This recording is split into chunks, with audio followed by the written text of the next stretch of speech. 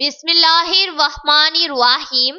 ایک مرتبہ حضور پاک صلی اللہ علیہ وسلم مکہ سے طائف تشریف لے کر گئے تو آپ کی غیر موجودگی میں حضرت علی رضی اللہ تعالی عنہ نے اپنے گھر یعنی کہ حضرت فاطمہ الزہرا رضی اللہ تعالی عنہ کو کچھ رقم بھیجی۔ حضرت فاطمہ الزہرا رضی اللہ تعالی عنہ نے اس رقم سے 2 موٹی چوڑیاں بنوا لی اور ایک پردہ نما چادر خرید کر اپنے دروازے پر لٹکا لیا۔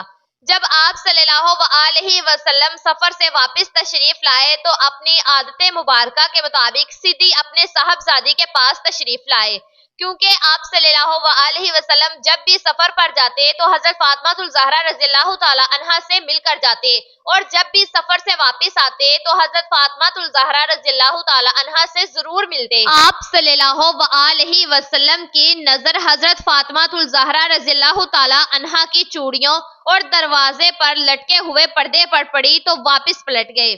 حضرت فاطمہ الزہرا رضی اللہ تعالی عنہا نے آپ کو دیکھا تو استقبال کے لیے خوشی خوشی دروازے کی طرف لپکی۔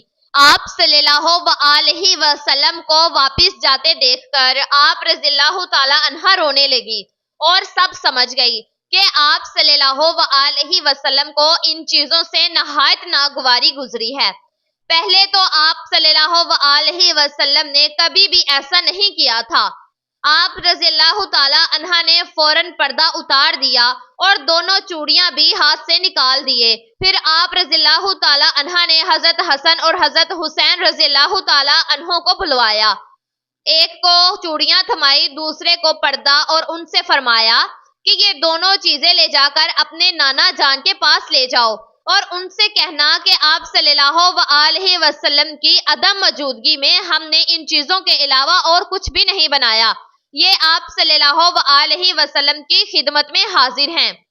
آپ صلی اللہ علیہ وسلم ان کا جو جی چاہے کیجئے۔ دونوں صاحبزادے ان دونوں چیزوں کو لے کر آپ صلی اللہ علیہ وسلم کی خدمت میں پہنچے۔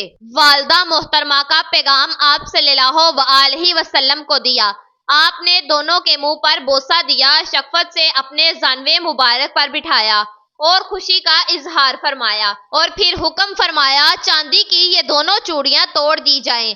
چوڑیاں توڑ دی گئی تو آپ صلی اللہ علیہ وسلم نے ان کے ٹکڑے اہل صفہ میں تقسیم فرما دیے۔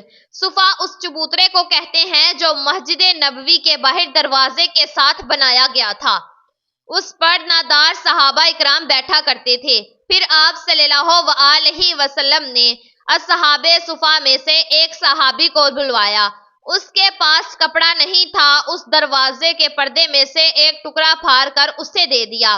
اس طرح ہر ایک کو تھوڑا تھوڑا اس پردے میں سے عنایت فرمایا۔ اس کام سے فارغ ہو کر آپ صلی اللہ علیہ وسلم نے نماز پڑھی اور اللہ سے دعا کی کہ اے میرے اللہ، میری بیٹی فاطمہ الزہرا رضی اللہ تعالی عنہا پر رحمت بھیج اور انہیں جنت کے خوبصورت لباس عطا کرے جو انہوں نے کی، اور اس پردے کے بدلے میں جس سے مسلمانوں کی ستر پوشی ہوئی، اور اللہ انہیں ان چوڑیوں کے بدلے میں جنت کا زیور پہنائے جو انہوں نے غریبوں میں تقسیم کی۔ ایک شخص حضور پاک صلی اللہ علیہ وسلم کی خدمت میں پینے کے لیے کوئی چیز لایا۔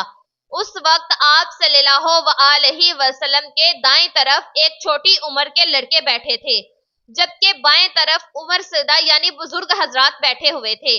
آپ صلی اللہ علیہ وسلم نے پہلے دائیں طرف والے کو چیز دیا کرتے تھے۔ آپ نے اس سے فرمایا کیا تم مجھے اس بات کی اجازت دیتے ہو کہ میں پہلے ان حضرات کو دے دوں؟ اس پر وہ لڑکا بولا نہیں باخدا نہیں، آپ سے حاصل ہونے والی متبرک چیز کے بارے میں ہرگز کسی کو ترجیح نہیں دے سکتا، یعنی پہلے میرا حق ہے اور مجھے ہی دیں۔ آپ صلی اللہ علیہ وسلم نے پہلے انہی کو وہ چیز پلائی، یہ تھے حضرت عبداللہ ابن عباس رضی اللہ تعالی عنہ۔ ان کی بات حد درجہ دانشمندانہ تھی۔ 9 ہجری میں قبیلہ ثقیف کا وفد دربار رسالت میں حاضر ہوا۔ یہ لوگ آپ صلی اللہ علیہ وسلم کی خدمت میں مناظرہ مقابلہ کی غرض سے آیا جایا کرتے تھے۔ اس وفد میں ایک بچہ بھی تھا جو رات دن اہل وفد کے سامان کی حفاظت پر مقرر تھا۔ ایک دن کا واقعہ ہے کہ رات کو اہل وفد سو گئے تو یہ بچہ چپکے چپکے حضور پاک صلی اللہ علیہ وسلم کی خدمت میں پہنچ گیا۔ اور خفیہ اسلام لے آیا۔ اس دوران وہ باقاعدہ اسلام کی تعلیم حاصل کرتا رہا اور حسب موقع دربار رسالت میں حاضری بھی دیتا رہا اور قرآن کریم کی تعلیم بھی سیکھتا رہا۔ دوران حاضری حضور پاک صلی اللہ علیہ وسلم کو محو خواب پایا تو جلیل القدر صحابی رضی اللہ تعالی عنہ سے علم حاصل کر لیتا۔ اسلام اور قرآن کا یہ عاشق خوش نصیب بچہ حضرت عثمان بن ابی عاص رضی اللہ تعالی عنہ کے بچپن کا واقعہ ہے۔ حضور پاک صلی اللہ علیہ وسلم کی مدینہ منورہ حاضری پر ایک لڑکا آپ صلی اللہ علیہ وسلم کی خدمت میں پیش کیا گیا اور لوگوں نے کہا کہ یا رسول اللہ صلی اللہ علیہ وسلم، اس نے 17 قرآنی صورتیں حفظ کر لی ہیں۔ حضور پاک صلی اللہ علیہ وسلم نے امتحان کے طور پر کچھ سنانے کو فرمایا۔ لڑکے نے آپ کے سامنے سورہ قاف سنائی۔ اس پر آپ صلی اللہ علیہ وسلم نے مسرت کا اظہار فرمایا۔ حضور پاک صلی اللہ علیہ وسلم کو جو خطوط یہود کے پاس بھجوانے ہوتے وہ یہودی ہی تحریر کیا کرتے تھے۔ ایک مرتبہ حضور پاک صلی اللہ علیہ وسلم نے ارشاد فرمایا، یہود کی خط و خطابت پر مجھے اطمینان نہیں کہ وہ گڑبڑ نہ کر دیتے ہوں، تم یہود کی زبان سیکھو۔ اس لڑکے نے صرف 15 دنوں میں یہودیوں کی عبرانی زبان سیکھ لی اور باقاعدہ تحریر بھی لکھنا شروع کر دی۔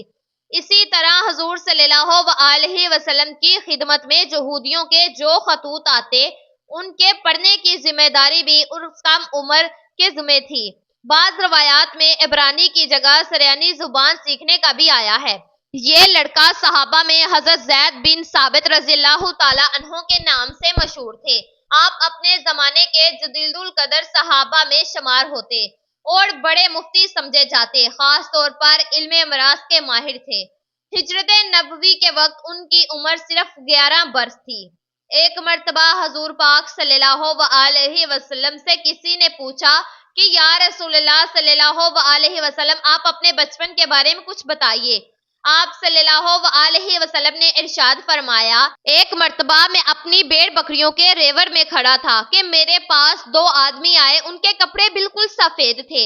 ان میں سے ایک کے پاس سونے کا ایک تشت تھا، وہ تشت برف سے بڑا ہوا تھا۔ انہوں نے مجھے لٹایا اور میرے پیٹ کو چاک کیا، پھر انہوں نے میرے دل کو باہر نکالا اور اسے چیرا، اس میں سے سیاہ لوتھڑا نکال ڈالا، پھر انہوں نے میرا دل اور پیٹ کو اس برف سے دھویا، یہاں تک کہ انہوں نے میرے دل کو واپس میرے پہلو میں رکھ دیا اور دل گویا پہلے کی طرح سے ہو گیا۔